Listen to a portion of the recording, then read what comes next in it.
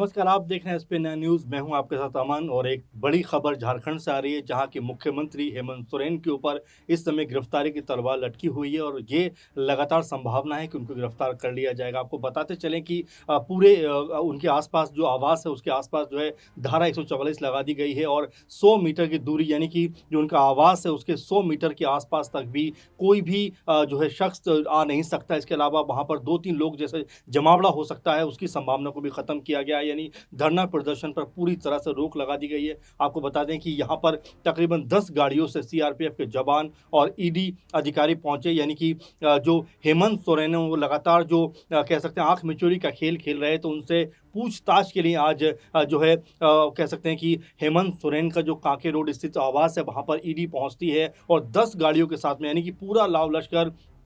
एक तरीके से हेमंत सोरेन से पूछताछ के लिए पहुंचता है। और ये समय होता है तकरीबन आज दोपहर 1:20, जब 3 गाड़ियों के साथ, यानी कि वैसे तो 10 गाड़ियां हैं लेकिन 3 गाड़ियां जो है वो सीएम आवास के अंदर जाती हैं पूछताछ के लिए, और बाकी जो 7 गाड़ियां हैं जिनमें सुरक्षा बल हैं, तो कह सकते हैं कि सुरक्षा जो एजेंसियां हैं वो लगातार वहां पर मौजूद थी ताकि किसी भी घटना के ऊपर अपनी बारीक नज़र रख सकें। इसके अलावा बात करें कि जो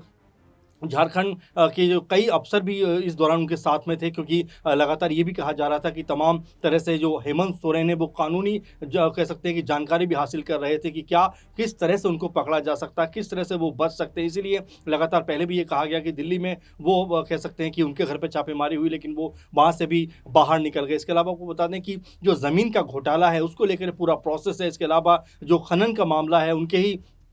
जो विधायक प्रतिनिधि हैं पंकज मिश्रा, उनके ऊपर जिस तरह के आरोप थे, कई सारे मामले थे जिनके ऊपर लगातार हेमंत सोरेन के को जो गिरफ्तारी की तलवार लटकी हुई है, पूछताछ की लगातार जो बात हो रही थी, उसी मद्देनज़र आज ईडी ने उनके घर पर जाकर पूछताछ का पूरा प्लान बनाया। आपको बता दें अब इसके बाद लगातार जो झारखंड की राजनीति है वो लगातार अब एक के बाद एक तरह से करवटें बदलती हुई नजर आ रही है। कोई कह रहा है कि कल्पना सोरेन जो हेमंत सोरेन की पत्नी है वो यहाँ पर मुख्यमंत्री के पद पर आ सकती है अगर यहाँ हेमंत सोरेन की गिरफ्तारी हो जाती है तो, क्योंकि कल्पना सोरेन के बारे में पहले भी कहा जा रहा था कि वो सबसे क्लोज हैं हेमंत सोरेन के, क्योंकि हेमंत सोरेन कोई चांस लेना नहीं चाहते, इसीलिए उनकी पत्नी का नाम निकल कर सामने आ रहा है। आपको बता दें कि अब तक ईडी ने हेमंत सोरेन को बार बार बुलाने के लिए लगभग 10 समन ऐसे भेजे, जो बोला गया कि भाई आप आइए, लेकिन हर बार हेमंत सोरेन ने एक तरीके से कहा जाए कि सारे समन को इग्नोर किया और आखिरकार अब जाकर वो ईडी के सामने पेश हुए। यानी कि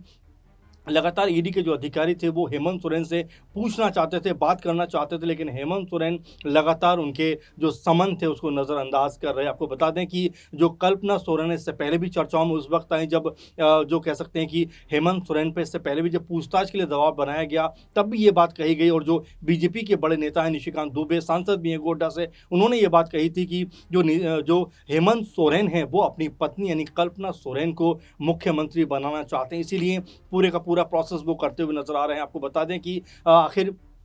जो हेमंत सोरेन है, ये भी बड़ा सवाल उठ रहा है कि आखिर अपनी पत्नी को ही वो क्यों सीएम बनाना चाहते हैं। दरअसल पत्नी को अगर वो जेल में उनको हो जाती है या सलाखों के पीछे वो पहुंच जाते हैं और वापस अगर छूट कर आते हैं तो अपनी पत्नी को जो पद से हटाना आसान रहेगा, लेकिन कहीं उनकी भाभी सीता सोरेन या फिर पार्टी का कोई और नेता अगर सीएम बन जाता है तो फिर मुश्किल हो जाएगा उसको हटाना, और ऐसे में बगावत भी वहाँ पर होती हुई नजर आ सकती है। आपको बता दें कि 1996 में भी ऐसा हो ही कुछ बिहार में भी हो चुका है, जहाँ पर लालू यादव को जब जेल होती है तो उनकी पत्नी राबड़ी देवी को मुख्यमंत्री बनाया जाता है। अपने आप में ये इससे पहले भी हो चुका है, इसीलिए जो संभावना है वो इस बात को लेकर है कि जो हेमंत सोरेन है वो अपनी पत्नी को मुख्यमंत्री का जो पद है वो दे सकते हैं। अब ऐसे में सबसे बड़ी बात है कि क्या कांग्रेस जो सहयोगी मुख्य दल है एक तरीके से जो जो कह सकते हैं कि हेमंत सोरेन सरकार में जो मुख्य सहयोगी दल है 17 के आसपास सीटें उनके पास हैं, क्या वो ये बात मानेगी कि जो मुख्यमंत्री कल्पना सोरेन को वो स्वीकार करेगी, क्योंकि इससे पहले भी कांग्रेस पार्टी कई नेता ऐसे हैं जो लगातार ये बात कहते रहे हैं कि भाई उनको मुख्यमंत्री बनाया जाना चाहिए, चाहे इरफान की बात करें या फिर दीपिका पांडे की बात करें या फिर हम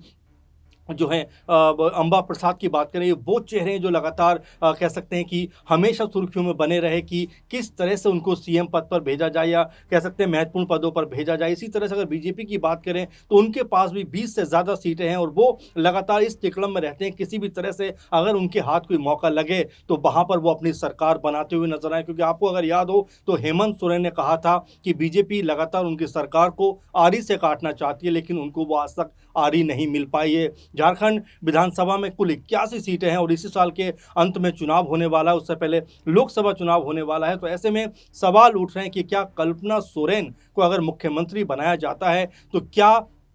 वो राज्य को ठीक तरीके से चला सकती हैं, इसके अलावा जो पार्टी है जेएमएम उसको बेहतर तरीके से आगे बढ़ा सकती हैं। क्योंकि यहाँ पर देवरानी और जेठानी यानी सीता सोरेन और कह सकते हैं कि कल्पना सोरेन के बीच भी लगातार जो कह सकते हैं मतभेद उभर कर सामने आएंगे। क्योंकि 3 बार की विधायक सीता सोरेन कभी भी नहीं चाहेंगी कि अनुभवहीन एक तरीके से एक बार की भी कह सकते हैं विधायक नहीं रही कल्पना सोरेन को वो मुख्यमंत्री के तौर पर स्वीकार करें। तो फिलहाल अगर झारखंड पर नज़र डाली जाए तो एक के बाद एक अब कई तरह के ऐसे पॉलिटिकल एंगल निकल कर सामने आ रहे हैं जहां पर कुछ भी हो सकता है कि संभावना लगातार बनी हुई है। क्योंकि अगर हेमंत सोरेन सलाखों के पीछे जाते हैं तो यहाँ पर मुख्यमंत्री कौन बनेगा इसको लेकर सोरेन परिवार में ही पहली बात जो है